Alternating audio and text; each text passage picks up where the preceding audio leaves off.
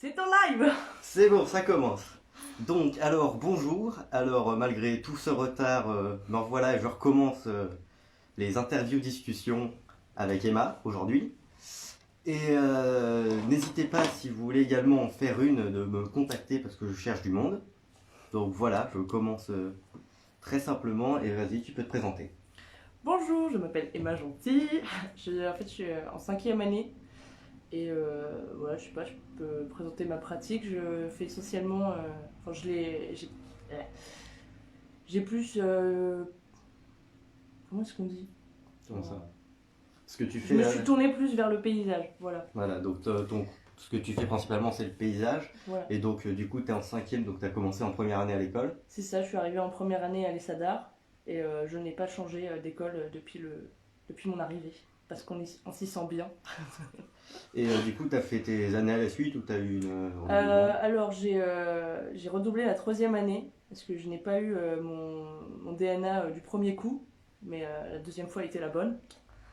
Et donc j'ai eu une année de redoublement, mais qui m'a permis en fait de un peu de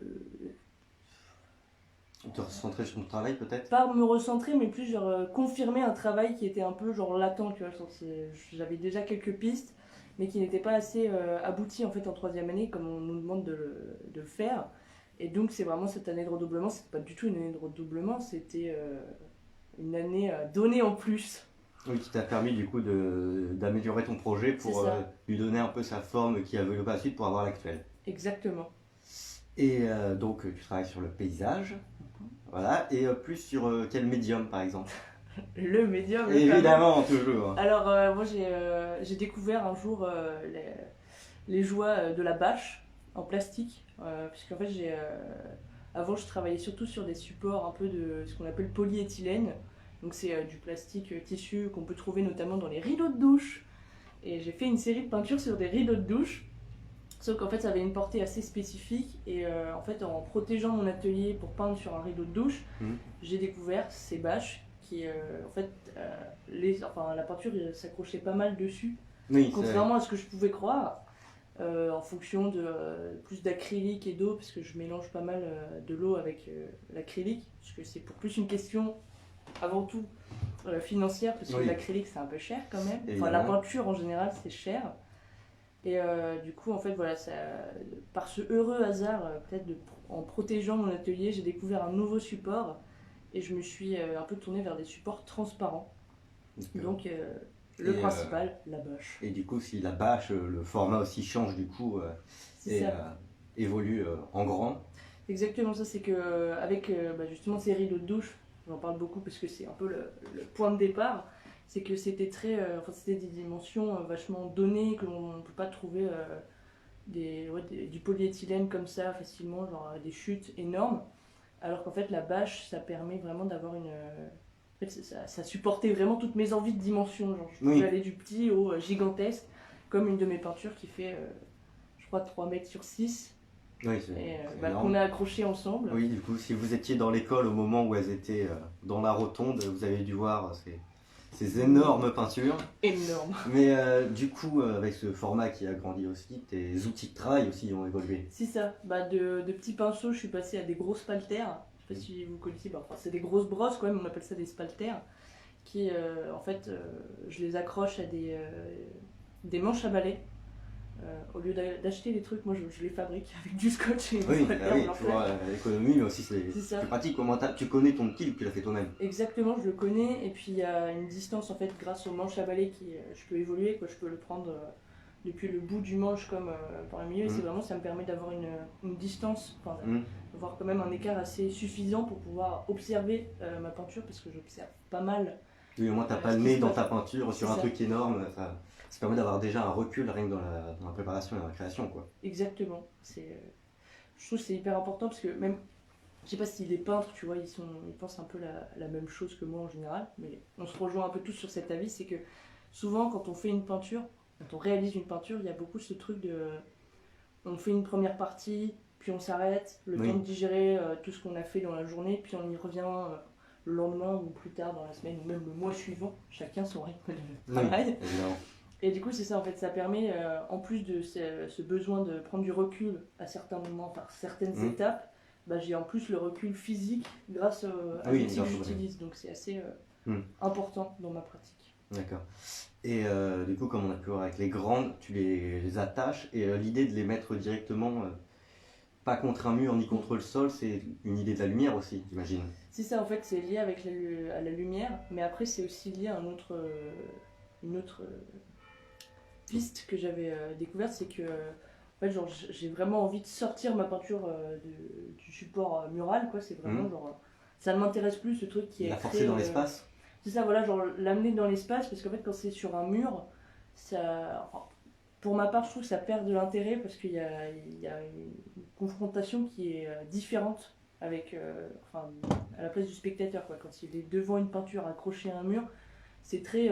C'est comme tu vois, genre des gens qui sont en cours, je sais pas, de philo, assis à leur table, et c'est juste genre le prof qui sort tout le cours, et nous on est là à prendre toutes les informations. Il plaque un truc et tu peux pas tourner autour du sujet, quoi. C'est un peu genre, on est un peu spectateur silencieux et hyper stoïque, alors que le fait de la sortir du mur, la peinture, c'est que vraiment je permets en fait aux gens de vraiment déambuler autour de mon travail. Oui, de rajouter un acteur, quoi. Voilà. Un nouvel acteur dans ton travail. Exactement. Qui est le public, d'accord. Et ces grandes bâches, après en avoir fait du coup 2 grandes, est-ce que tu comptes évoluer sur cette forme? Grandir encore? La rapetisser? Où est-ce que ça peut mener ces bâches? Bah, c'est vrai que oui, c'est comme je disais que ça supporte un peu toutes les dimensions. Mais il y a quand même, tu vois, genre, il y a quand même encore un souci de dimension parce que les bâches que j'achète, en tout cas en ce moment, que je me procure, c'est maximum en largeur 3 mètres. Donc il y a encore ce truc un peu, je suis encore un peu dans ce cadre bloqué par les dimensions. Oui, par la matière première, ce qu'elle t'offre déjà à l'origine, d'accord. Mais du coup, là, j'ai fait un support tellement grand que ça m'a un peu, alors pas fatigué, mais je me suis dit, waouh, déjà c'est assez énorme. Ça t'a permis de prendre un recul déjà sur. Je suis revenue un peu vers des petits formats, enfin plus petits formats, parce qu'ils restent quand même assez grands. Mais du coup, voilà, j'ai été vraiment vers ce grand format. Et là, en fait, avec, je sais pas si c'est lié, tu vois, mais la perspective déjà de sortir de l'école l'année prochaine, normalement, si j'ai mon diplôme, on touche du bois, bah, j'ai envie un peu d'aller encore plus loin, donc effectivement, comme tu disais, beaucoup plus grand. Et peut-être pas forcément grand en largeur, mais en hauteur, parce que c'était un peu un des aspects de. Un peu forcer le regard vers le haut. Exactement. Plutôt que ce soit dans un format panoramique, quoi. C'est ça. Ah oui, d'accord. Parce que je vois. Enfin, alors que tu travailles un paysage, du coup, c'est assez amusant. J'avais jamais pensé à ça. Effectivement, c'est pas mal. Mais voilà, c'est ce truc de. Quand je suis dans la rue, j'ai ce réflexe qui parfois peut être un petit peu gênant, tu vois, parce que je suis dans la rue en train de marcher et j'ai tendance vachement à lever les yeux. Et quand on est dans une rue avec des gens, avec des appartements, ça m'est arrivé assez régulièrement en fait de croiser le regard de gens qui regardaient dans la rue en mode genre échangement de regard un peu étrange et un peu malaisant. Bon. Mais quand on est, je sais pas, tu vois, à l'école, donc effectivement dans la rotonde, comme on l'a installé la dernière fois, il y a vraiment ce truc de finalement un peu dévoiler le lieu. Oui, parce que c'est vrai que cet espace, c'est souvent un lieu de passage, soit on est en bas, soit sur la plateforme pour la bibliothèque. Mais on n'est jamais dedans, on se dit, ah bah en fait, il y a quand même pas mal d'espace là, on n'y pense pas. Bah, moi je me suis rendu compte genre, de tout l'espace qu'il y avait quand ils ont fait, je sais pas si c'était l'année dernière ou il y a 2 ans, mais ils avaient refait toutes les lampes. C'était l'année dernière, oui, qu'ils ont refait les lampes avec tous l'échafaudage au milieu de la rotonde. Et qui était super impressionnant, moi j'étais genre, waouh, mais c'est génial cet échafaudage, j'aimerais pas être tout en haut, mais c'est trop bien. Et je me suis rendu compte effectivement de la hauteur sous plafond. Et vraiment ça en fait ça m'intéresse parce que c'est en fait plus la peinture va haut, plus le spectateur donc lève les yeux et il se rend compte aussi de l'espace qui l'entoure. Parce qu'en fait même en levant les yeux du coup tu vas un peu regarder autour. Oui, c'est le regard qui divague. En panorama, mais vers le haut. Et du coup c'est ça aussi que je trouve intéressant dans ma peinture, c'est que, enfin, dans ma recherche de grand format, c'est que je veux dévoiler un peu l'espace dans lequel il est installé. Et du coup là ça a été pour le coup dans la rotonde. Mais si en partant de l'école tu as un autre espace avec énormément de hauteur sous plafond, ça pourrait aussi te faire autre chose, j'imagine. Une nouvelle réflexion pour comment encore plus forcer le regard à monter. Bah, c'est la première fois que j'avais accroché ces grandes bâches que vous pouvez voir sur mon compte Instagram si vous avez envie. Voilà. où est-ce qu'on peut voir ton travail, hein. C'est où ça? Attends, où est-ce qu'on Malo. peut voir Ah oui, bah où est-ce qu'on peut voir mon travail sur l'Instagram? Je mettrai en commentaire si vous voulez mon compte Instagram. C'est Queen des Cailloux. Voilà. On me trouve facilement. Mais du coup, sur ce compte Instagram, vous pouvez voir en fait la première installation de ces bâches-là, qui en fait était dans un bâtiment universitaire à Mont-Saint-Aignan, où pareil, c'était la même démarche où j'ai installé la bâche sur une passerelle, donc c'était pratiquement vraiment la même chose. Je ne suis pas trop renouvelée. Ne me jugez pas, s'il vous plaît. Ouais, mais c'est lieu différent, Voilà, c'est du exactement. renouvellement. Sachant qu'en fait, c'était pas du tout la même chose, enfin le même message. Ça restait sur le principe de dévoiler le lieu, mais c'était aussi dévoiler en fait un détail du lieu. Parce que comme je disais, moi quand j'arrive dans un espace ou quand je marche dans la rue, je regarde en hauteur, et il s'avère que donc dans le bâtiment universitaire de Mont-Saint-Aignan, le plafond, c'était d'un bleu, en fait le même bleu qu'il y a sur les bâches. Et c'est juste j'ai épuisé le bleu avec le paysage. Et c'était un peu genre... Quand j'ai découvert ce bleu du plafond, je me suis dit, mais c'est comme un des bleus de ma pratique, enfin de ma palette de couleurs. Vas-y, je vais l'épuiser un max. Donc en fait, les gens, en regardant la peinture, ils ont levé les yeux vers le plafond et ils se sont rendus compte que, waouh, mais j'avais jamais capté que le plafond de notre bâtiment, il était bleu comme ça. Je me suis dit, eh oui, c'est beau, non? Oui, c'est vrai que c'est le genre de lieu où on pense pas regarder le plafond, c'est sûr. Ça. Surtout que bon, c'était un peu un lieu déprimant. Oui. Voilà. D'accord. J'ai vu une question de pourquoi pas dehors. Eh bien, parce que je n'ai pas encore trouvé de peinture ou même le support de bâche adéquate pour en fait le laisser à l'extérieur sans qu'il soit endommagé par le temps, le vent, tout ça, parce que même si la peinture en fait accroche suffisamment à la bâche, c'est pas du tout en fait avec. Oui, c'est pas fait pour rester. C'est ça. Rien que là, tu vois les grosses bâches ou même mes peintures sur bâche en général, à force de les manipuler, l'acrylique commence à se décrocher. Ce qui donne aussi des résultats assez intéressants, parce qu'il y a une matière en plus qui s'ajoute à tout ça, en plus du trait du pinceau qui est passé, quoi. Et donc, par contre, justement, là, pour en plus répondre à cette question de pourquoi pas dehors, j'ai un projet, du fait de ma 5e année, que l'année prochaine je pars, pareil, je dis encore, espérons-le, j'ai envoyé un dossier de candidature à la résidence artistique de Louviers, qui est d'ailleurs pour vous une très bonne résidence si vous avez envie d'y aller. C'est réservé en fait à l'école de Rouen, Le Havre et de Caen-Cherbourg. Donc c'est vraiment une résidence qui est ouverte que à ces écoles-là, et donc, comment dire, on a beaucoup plus de chances d'avoir cette résidence, et c'est un très bon tremplin pour genre la sortie des beaux-arts quand tu sais pas trop quoi faire.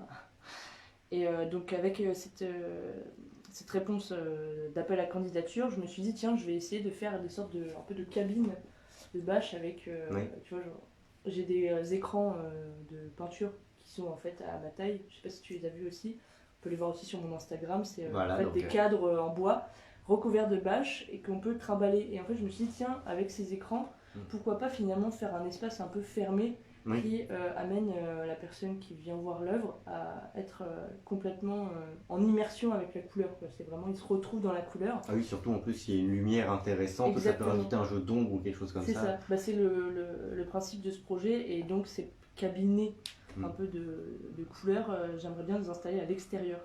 Donc ce serait un peu, tu vois, genre, comme quand tu vas dans un parc avec des sculptures, et ben là c'est vraiment, il y aurait une sorte d'espace où on peut genre découvrir la couleur en fait différemment grâce à la lumière. Ah oui, et même en fonction du moment et de la méthode, d'accord. Parce qu'effectivement, à l'intérieur, exemple, quand on avait accroché ces très grandes bâches, il y a un peu le souci de l'heure de la journée, comme on est dans un espace fermé intérieur, et qu'il n'y a pas forcément toujours, le soleil bouge, et parfois en plus, à Rouen, il pleut beaucoup. Donc il n'y a plus de lumière. Donc il n'y a plus beaucoup de lumière.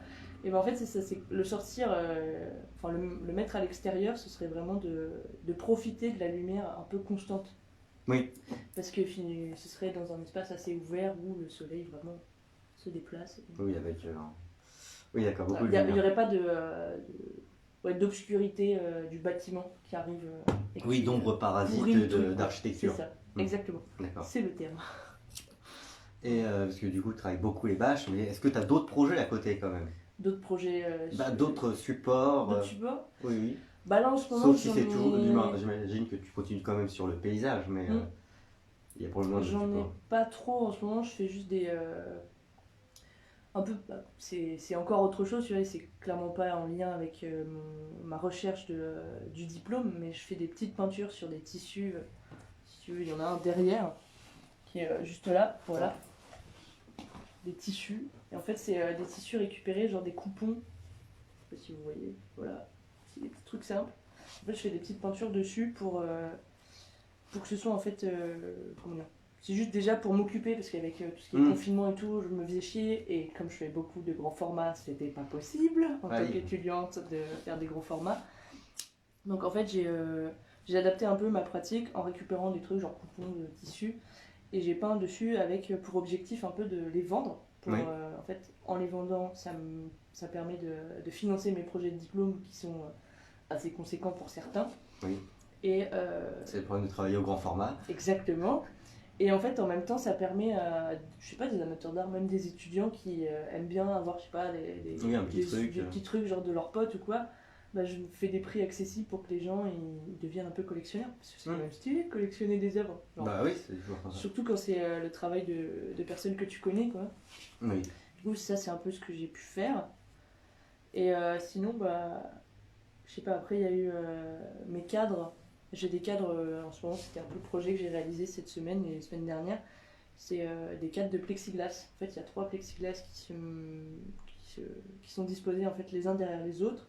Et donc, ce sont les 3 dans un cadre en bois qui rappelle. Donc avec un effet de transparence. C'est ça, voilà. En fait, on garde toujours cet effet de transparence parce que je cherche toujours une transparence dans mon travail et qui en fait rejoint un peu l'idée tu vois, de la perspective. Je sais plus si c'est aérienne ou atmosphérique. Enfin, les deux sont des termes bien spécifiques et je sais plus lequel. Il va falloir que je révise pour mon diplôme. Oui. Qui en fait rentre en compte de, en fait voilà dans le paysage en général et même à l'extérieur quand on voit ça dans les peintures de Gaspard David Friedrich, notamment avec le mec, le monsieur sur la montagne. En fait, oui, le voyageur contemplant la mer de nuages. Bah, c'est ça en fait, là c'est la mer de nuages, mais tu vois, dans ces peintures-là du romantisme, ils ont beaucoup représenté ces paysages en fait qui s'estompent. En fait, qui viennent avec un effet de flou au loin. Oui, ça. Je crois que c'est atmosphérique pour le celle-là. Flou, voilà, c'est le flou lointain quoi. Donc ce projet-là, il rappelle un peu cette démarche-là des peintres romantiques, mais à ma sauce. Et du coup, là, c'était un peu genre bizarre parce que c'est des petits formats. Bon, pour moi, c'est petit format parce que c'est 50 par 70 cm. Oui, c'est petit format pour toi, mais pas pour tout le monde. Voilà, pour moi, c'est petit format, tu vois. C'est vraiment un des plus petits formats que j'ai fait, en tout cas pour ma recherche de diplôme. Et voilà, donc il y a aussi le plexiglas, mais ça a un coût assez énorme. Ah oui, le plexiglas, ça c'est... Voilà, donc c'est pour ça que je reste quand même pas mal sur la bâche. Après, j'avais eu une période où j'ai peint sur du tulle. Tu vois ce que c'est ? Oui, le textile. Ouais, alors en fait, c'est comme les voiles de mariée. Mais en fait, j'ai pris du tulle grossier sur lequel j'ai peint. Et en fait, ça donne des trucs comme on peut voir derrière. Je sais pas si on le voit bien. Mais en avec fait, la lumière, on ne doit pas mal les voir. Mais c'est ça, en fait, il y a un truc qui se révèle pareil en fonction de où tu te places. Oui, il y a un jeu de couleurs et de lumière. Ah oui, j'avais pas fait gaffe en fait, oui, d'accord. Voilà. C'est qu'on voit le mur derrière, quoi. On voit le mur derrière, et puis en fait, si tu te mets vraiment genre sur le côté, tu vois en fait l'intensité de la couleur qui augmente, quoi. Ah oui, d'accord, avec une superposition. C'est ça. Bah, après, c'est pareil, c'est visible sur mon compte Instagram, mais j'avais peint sur des tulles, et j'en avais fait une sorte de carte un peu thermoformée que j'avais placée au sol. Et en fait, ça rappelle effectivement des cartes que tu peux consulter pour, je sais pas, voyager.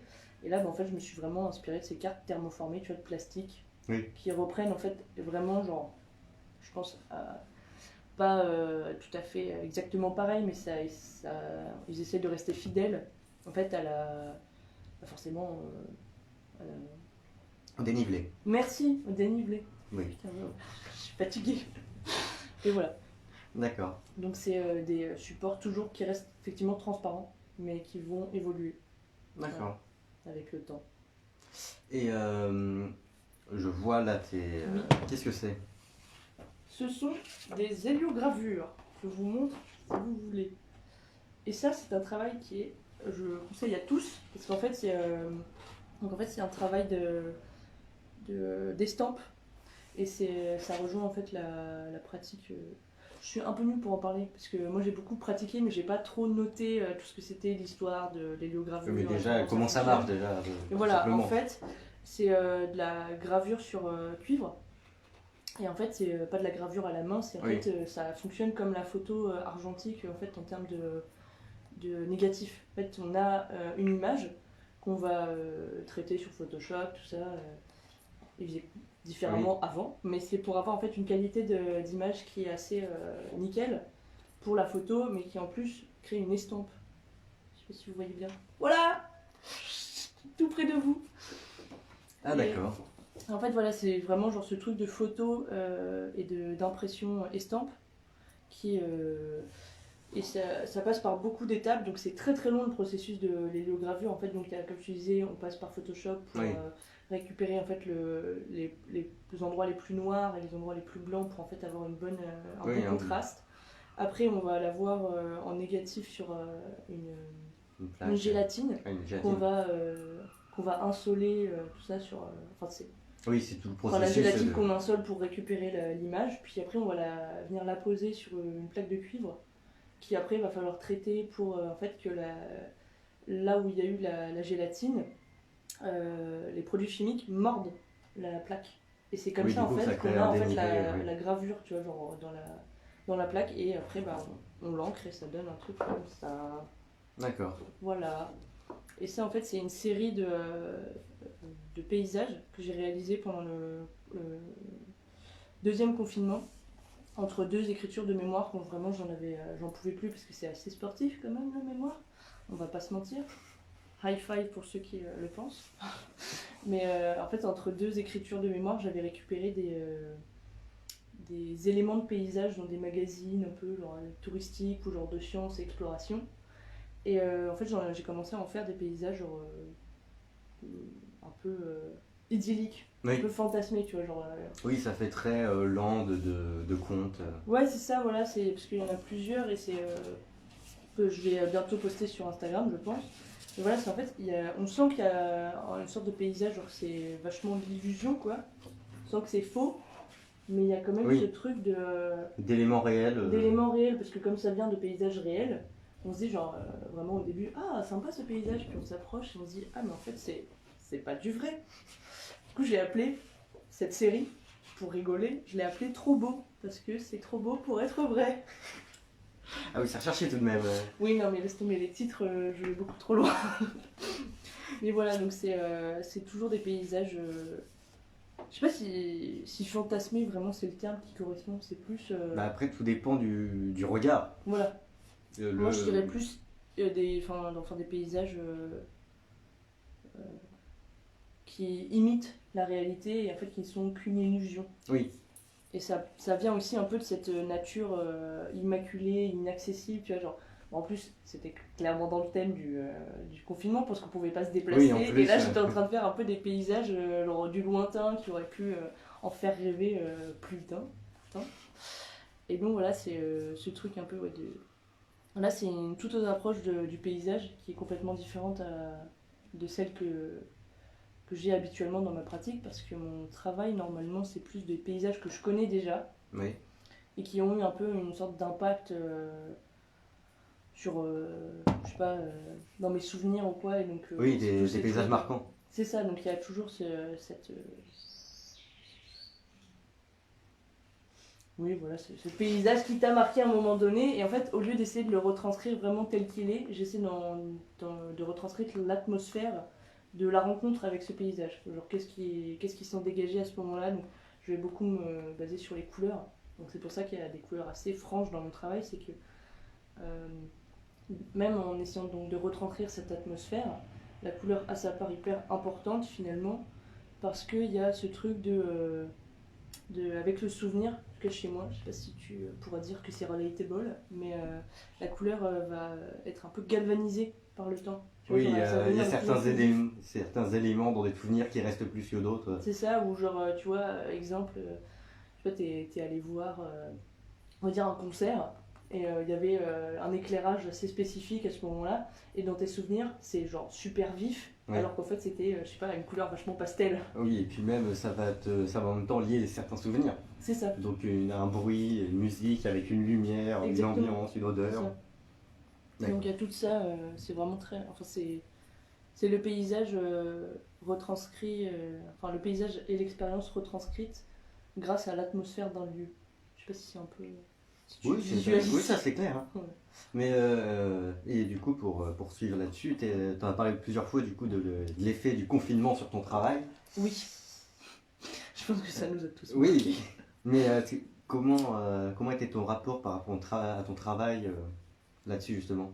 Genre mon travail plastique, Oui, c'est ça. comment il s'est adapté, genre. Est-ce que l'adaptation était rapide par exemple, ce genre de choses? Non, ça a pris beaucoup de temps pour s'adapter, en tout cas dans la pratique, enfin la création plastique. Donc je me suis beaucoup plus tournée vers mon mémoire. Et ça m'a permis en fait de réfléchir à ce que je voulais faire, ce que je voulais en faire de ma pratique finalement. Et je suis revenue vers ce petit format. Donc à trouver des solutions, j'ai récupéré beaucoup de choses autour de moi, genre des cadres, des bâches même qui commençaient déjà à être utilisées et que j'ai récupérées. Et c'est là en fait que je me suis rendu compte en fait de ce truc là de paysage un peu avec en 3 plans qu'il y a avec ces cadres Oui. de 3 plaques de plexiglas. Donc en fait je me suis adaptée sur un truc si je peux pas faire grand, autant faire en profondeur. Oui, ajouter une autre perspective du coup à C'est ton ça. travail. Exactement. Donc voilà, ça a été un peu de trouver ce qui pouvait correspondre à. Parce que du fait quand même de mon année avancée à l'école, c'est qu'il faut que mon travail suive, qu'il y ait quand même une cohérence dans tout ça. Oui. Donc ça a été très très dur de trouver la cohérence, même dans les paysages là, d'héliogravure, je me disais mais en fait ça n'a rien à voir avec mon travail, genre qu'est-ce que je suis en train de faire. Et en fait il y a quand même toujours ce truc, cette notion de paysage. Oui. Donc ma pratique a commencé j'ai commencé à m'adapter dans ma pratique à partir du moment où je suis revenue un peu vers le début de ma réflexion de c'est quoi le paysage pour moi, c'est quoi la peinture pour moi, et comment est-ce que je peux en sortir quelque chose de tout ça. D'accord. Et du coup, ça m'amène au plus amusant là. Qu'est-ce que ça va être comme question? C'est tes inspirations et tes références. Ah yes, cette question. Oui, pour partir, parce qu'il y a beaucoup de paysages, mais du coup, déjà, comment c'est venu déjà, tout simplement? Cette histoire de paysage? Oui, c'est grâce à une référence, Alors en fait, un artiste en particulier. Je sais même pas comment c'est venu exactement, parce que j'ai surtout commencé par le figuratif, genre à peindre surtout des femmes et tout, puisque j'avais mon côté féministe, genre, qui ressortait un peu trop à ce moment-là. J'étais rebelle, tout ça, je voulais absolument montrer que j'étais féministe. Et puis en fait, c'est très dur d'allier ton engagement politique à ta pratique. Enfin, je me suis rendu compte qu'il y avait quand même des conséquences qui pouvaient être assez dures en termes de quand tu présentes ton travail, que tu essaies de l'expliquer à quelqu'un. Et c'est pendant ma deuxième, troisième année que je me suis rendu compte de la présence du paysage. Parce qu'en fait, c'était grâce à effectivement ce truc-là ce redoublement, je suis revenue vers cette espèce d'inspiration du début et genre d'où je viens. Et je viens de la campagne. Voilà. Et j'aime beaucoup du coup la nature. J'ai eu un retour un peu à ce truc de j'ai besoin de la campagne, j'ai besoin de me ressourcer. Mais il n'y a pas que à la campagne que je me ressource, il y a aussi dans les musées. Oui. Paix à leurs âmes. Où en fait j'ai toujours été hyper fascinée par les paysages. Enfin ça c'est venu un peu plus tard, cette réalisation de où vraiment je me suis rendu compte que je restais énormément, je restais beaucoup plus longtemps devant des tableaux de paysages. Oui. Autre chose quoi, genre des portraits. Enfin quand il y avait, en tout cas la peinture romantique m'a beaucoup inspirée. Et je sais pas, de fil en aiguille, ça s'est retrouvé comme ça. J'ai parlé avec Édouard Prunière justement, qui était mon prof référent de cette année-là, qui m'avait qui a un peu mis le doigt dessus en mode genre c'est bizarre parce qu'il y a quand même vachement de paysages dans ton travail, genre pourquoi est-ce que tu l'explores pas? En fait j'avais un peu peur d'y aller parce que c'est quand même j'avais vu une interview d'un artiste qui disait cette phrase, genre l'artiste il est jamais tout seul dans son atelier, il y a toute l'histoire de l'art qui est derrière lui, et donc j'avais peur d'aller vers le paysage du fait de parce que toute c'est l'histoire. assez. Oui. C'est assez. Du coup, qui est cet conséquent. artiste, si tu t'en souviens Je crois que c'est Mathieu Mercier. J'essaierai de. Non, Damien Déroubé. Ça n'a rien à voir. C'est Damien Déroubé et c'est dans une de ses vidéos. C'est la vidéo, je crois, d'Arte Créative, l'Atelier A. Je sais pas si tu connais. C'est une mine d'or, cette chaîne, c'est vraiment génial. Donc il y a eu donc, Damien Déroubé qui a un peu dit genre l'artiste il est pas tout seul quand il est dans l'atelier. Et je me suis dit c'est vrai que je suis pas toute seule. Du coup autant en faire quelque chose d'intéressant. Et productif pour le coup. C'est ça, et de là a découlé vraiment une recherche d'artistes qui ont travaillé le paysage. Et une des références les plus importantes, enfin il y en a quand même deux, mais qui commencent à s'effacer un peu dans ma pratique aujourd'hui. Enfin, en tout cas, leurs influences s'estompent. C'est Per Kirkeby, qui est un peintre danois, il me semble. Me jugez pas. Mais en fait, il a travaillé. En fait, il a eu il était géologue avant. Et il n'est pas devenu peintre tout de suite. Il a d'abord fait une formation de géologue. Il a été géologue. Il a beaucoup voyagé. Il s'est retrouvé devant des grands espaces, des paysages absolument somptueux. Et de là, on est venu, je sais pas, une envie de peindre. J'ai pas tout bien compris comment est-ce qu'il en est arrivé à la création artistique. Mais donc, il y a cette personne qui écrit énormément. Donc, c'est hyper intéressant de voir son travail en vrai et de lire ce qu'il a écrit. Et une autre, c'est une femme absolument géniale. J'aimerais tellement la rencontrer.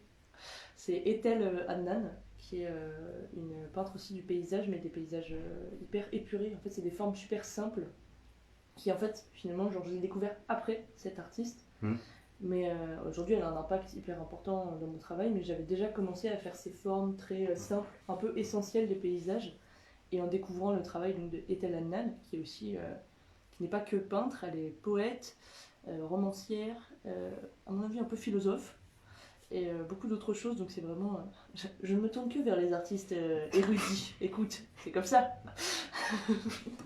Voilà. Et donc c'est deux artistes qui ont vraiment le gros impact. Récemment, j'ai découvert le travail de Ulla von Brandenberg, qui a exposé au Palais de Tokyo l'année dernière. D'accord. Donc c'est des très grosses installations de tissus colorés, donc on retrouve ce truc dans ma pratique d'installation. C'est ça. Et en fait de créer des espaces dans un espace. D'accord. Donc voilà, ça c'est un peu les trois principaux. Et j'en ai plein d'autres parce que j'ai écrit mon mémoire récemment, donc c'est vraiment genre il y a une liste entière super longue d'artistes, mais j'en peux plus du coup. Mais du coup là tu viens d'y venir justement, c'est génial parce que du coup en étant en 5e année, t'es obligé d'avoir une certaine réflexion sur ton lieu, sur ta mise en place dans le lieu, et tu l'as eu facilement ou très tardivement? Très très tardivement, je pense. Bah, je pense que c'est aussi cette histoire de l'installation et comment installer son travail dans un lieu d'exposition ou peu importe, juste un espace. Je pense que c'est ce qui aussi m'a valu de ne pas avoir mon diplôme la première année, enfin mon DNA. Et donc j'ai dû repenser complètement ma manière d'appréhender un lieu ou de prendre possession d'un lieu avec ma pratique, enfin mon travail. Et donc c'est venu plus vers ma deuxième, troisième année où j'ai compris qu'en fait le white cube c'est pas que cet espace blanc, tout ça on peut en faire tellement de choses. Ce qui est un peu l'intérêt du white cube. Oui. Mais voilà, donc cette installation, elle est hyper importante. C'est hyper important en fait de savoir mettre en espace son travail parce que si tu le mets mal en espace, ça va se desservir tout le propos. Oui, c'est la réflexion que tu as dû avoir. C'est pas nouveau, quoi. Genre, je t'apprends pas un truc. Mais voilà, c'est à force en fait de faire des erreurs qui finalement ne sont pas des erreurs, c'est juste des essais. Oui, c'est sur le moment un manque de compréhension de la chose, ce genre de choses. Oui, mais c'est en fait à force de faire des erreurs dans l'accrochage de mon travail que je me suis rendu compte de ce qui correspondait le mieux à mon travail et en fait à mon envie de comment l'installer. Et ça, je pense que c'est à ce moment-là que la réflexion se crée et qu'après on va aller chercher beaucoup plus loin. Et je pense aussi que je sais pas si ça répond aussi à la question, mais en fait, le fait de connaître bien l'école, parce que ça fait quand même ma 6e année que je suis, je commence à un peu connaître certains espaces et je sais en fait où est-ce que je peux installer mon travail, et même en général dans un espace, je pense, extérieur, tu vois, genre si je vais dans un lieu, je sais pas, on me dit, tiens, tu vas exposer à cet endroit avec d'autres élèves, genre comme ce qu'on va faire à l'Artothèque. En fait, grâce à l'école et les erreurs que j'ai pu faire, Hmm. bah, je sais ce qui va fonctionner, ce qui ne va pas fonctionner avec mon travail à ce moment-là, genre même quand je vais dans un lieu nouveau. Parce que, en plus du fait des dimensions de mon travail, j'étudie beaucoup. Enfin, je suis obligée d'étudier l'espace. Oui, Où est-ce que je vais l'installer du fait de ces dimensions, c'est trop grand. Et, et savoir, voilà, genre ce que je veux dégager un peu comme idée ou même comme message qui sort de ma pratique un peu. Voilà, ce truc de déambulation. oui, Grâce d'accord. à chaque fois à ces badges ou ces deux peintures, parce que je fonctionne vachement par deux, j'ai l'impression. À chaque fois, j'ai deux peintures qui vont ensemble, que je décale, que je me ressemble. Sauf cette fois-là avec les cadres de plexi. Là, j'en ai trois. Ouais. Oh là là, mais qu'est-ce que j'ai fait? Je me trahis moi-même. Bah, il en faut faire 3 autres et ça fera 2 doublons. Du moins Ah 2 non, triplés. c'est trop cher. Ça m'a revenu extrêmement cher cette histoire. D'accord. Mais du coup, voilà, j'étudie beaucoup l'espace et je fais des croquis. Je fais des croquis. Ça ne m'arrivait pas du tout de faire des croquis parce que généralement, en première, deuxième et début de troisième année, donc la première, Hmm. troisième année, j'entends bien, j'arrivais dans les espaces de bilan, j'étais là, ok, bon bah, vas-y, je vais mettre celle-là, celle-là, celle-là, non mais c'est bon, c'est bien. Puis à la fin, quand je présentais mon bilan, on me disait, non, ça va pas, tu vois, quoi? Mais c'est pas vrai, ça va très bien là. En fait, les Ça voitures paraissait vont logique. ensemble à ce moment-là. Et je dis, Oui. oui, mais elles vont peut-être ensemble, mais là c'est nul. Du coup, je me suis dit, bon, bah, je vais commencer à faire des croquis, c'est pas grave. Parce que du fait que. Parce que quand je suis arrivée à l'école, on n'avait pas encore les maquettes Hmm. des espaces d'accrochage. Depuis qu'il y a les maquettes, ça a changé ma vie, personnellement. Pas forcément pour, genre, vraiment faire des miniatures ou quoi, mais c'est juste, en fait, voilà, déjà d'avoir une vue en contre-plongée Oui. d'un espace. Genre, on peut pas avoir ça de. Oui, non, pour le coup, c'est Voilà. compliqué.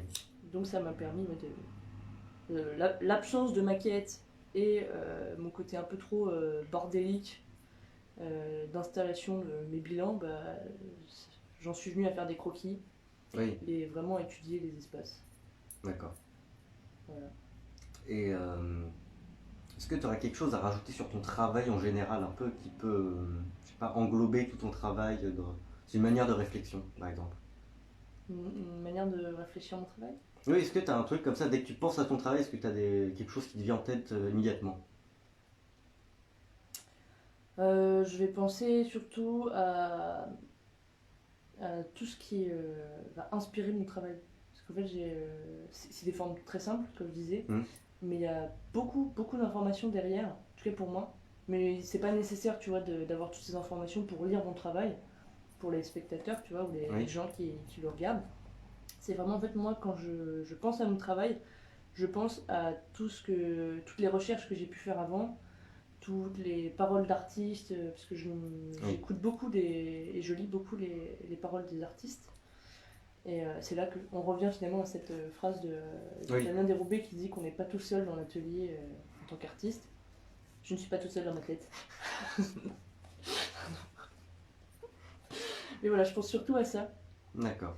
Et après, voilà, quand je pense à mon travail, en fait, ça dépend vraiment de quel travail tu parles. Parce que tu vois, si tu vas me parler effectivement, des grandes vaches, Oui, de la rotonde, enfin, que j'ai mis dans la rotonde, je vais penser à toutes ces recherches que j'ai fait au préalable.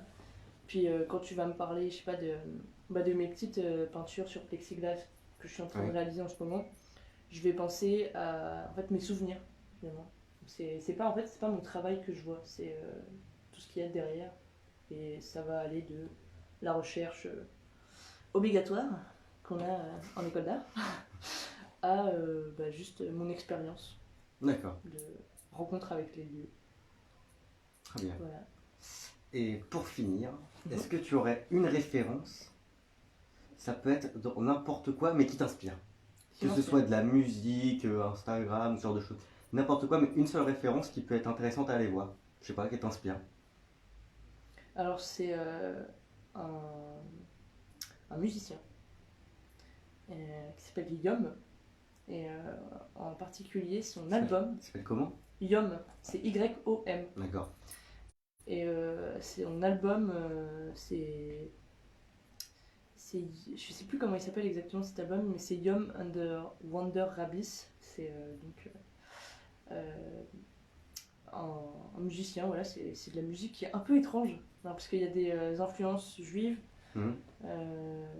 et il y a de l'électro qui arrive de temps en temps, et parfois un peu du rock et de la pop, et c'est vraiment genre un super album qui est, pour moi, c'est même plus de la musique, c'est un peu genre une atmosphère. Quand je le mets cet album, je peux commencer à peindre et genre peindre pendant toute la durée de l'album, et l'album peut être en boucle et je vais peindre constamment, ou je peux écrire. C'est vraiment en fait cet artiste, parce que c'est littéralement un artiste étant donné cet album qu'il a fait, c'est vraiment en fait ça m'amène à un flot constant de création, que ce soit dans la peinture, l'écriture, la pensée philosophique. Voilà. Ah bah, c'est parfait, hein, c'est exactement ce que je demandais en plus. Je vous le Donc, conseille, c'est vraiment un mec D'accord. génial. bon bah très bien. Voilà. Et si, quand vous regarderez ça, s'il y a des gens qui ont envie de faire ça, parce que ça peut être intéressant pour soi ou pour les autres, d'avoir des références et de parler de son travail. Mhm. Donc merci de me contacter. Voilà, c'était nickel. À bientôt. Je répondrai à vos questions si je les vois.